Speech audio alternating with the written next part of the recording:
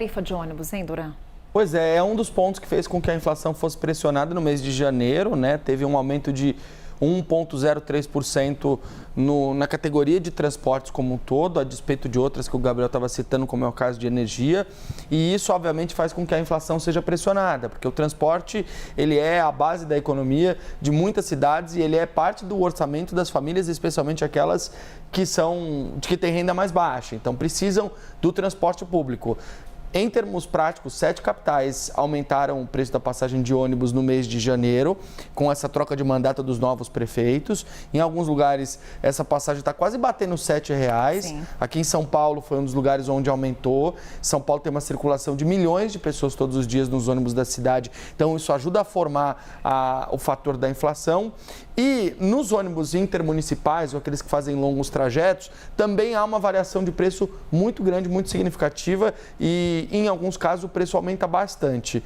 Trouxe aqui dados de uma pesquisa da plataforma Check My Bus, que faz o monitoramento de preços dos trajetos de ônibus entre cidades. Então, aqui nós temos preço e a variação. E aqui alguns dos principais trajetos entre outubro do ano passado e janeiro desse ano. Então, a viagem de Salvador para São Paulo, para quem sai da Bahia e vem para cá, os preços variaram de R$ 454 a R$ 745 nesse período. Então, uma variação de até 60%. De São Paulo a Belo Horizonte, para quem vai visitar a Rita Mundim, comer um pão de queijo, por exemplo, você paga de R$ 102 a R$ 209, com até 65%, uma variação muito significativa.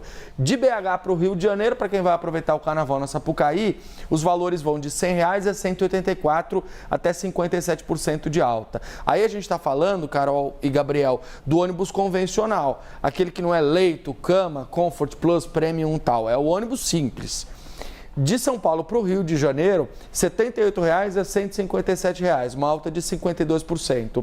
E se a Isabel Mega quiser vir nos visitar aqui, vir de ônibus de Brasília até São Paulo, ela vai encontrar passagens de R$ 155 a R$ 247, uma variação de até 50%.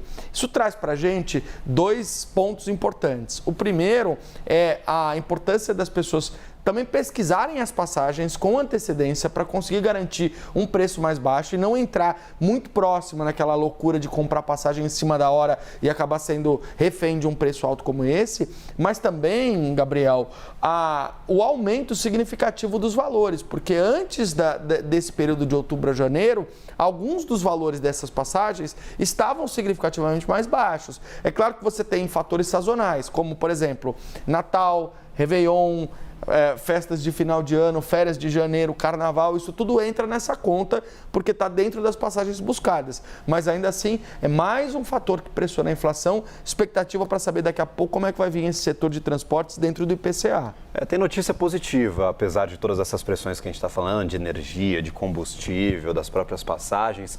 A alimentação e bebidas deve ter uma contribuição menor. O preço das carnes deve subir menos. Não vai cair, mas deve subir menos. Né, exato, deve desacelerar nessa alta e principalmente o arroz. Arroz deve ter uma queda beneficiando estes preços de alimentação e bebidas. Então, o grande inimigo, talvez, destes últimos meses deve ficar um pouquinho mais comportado neste fevereiro, mas ainda assim com projeções de alta para os próximos meses. Pois Carol. tende a ter essa projeção de alta, Exato. apesar da safra recorde estimada? Apesar da safra recorde, há pressões, por exemplo, do câmbio, que continua muito alto, então a gente tem os repasses aos poucos.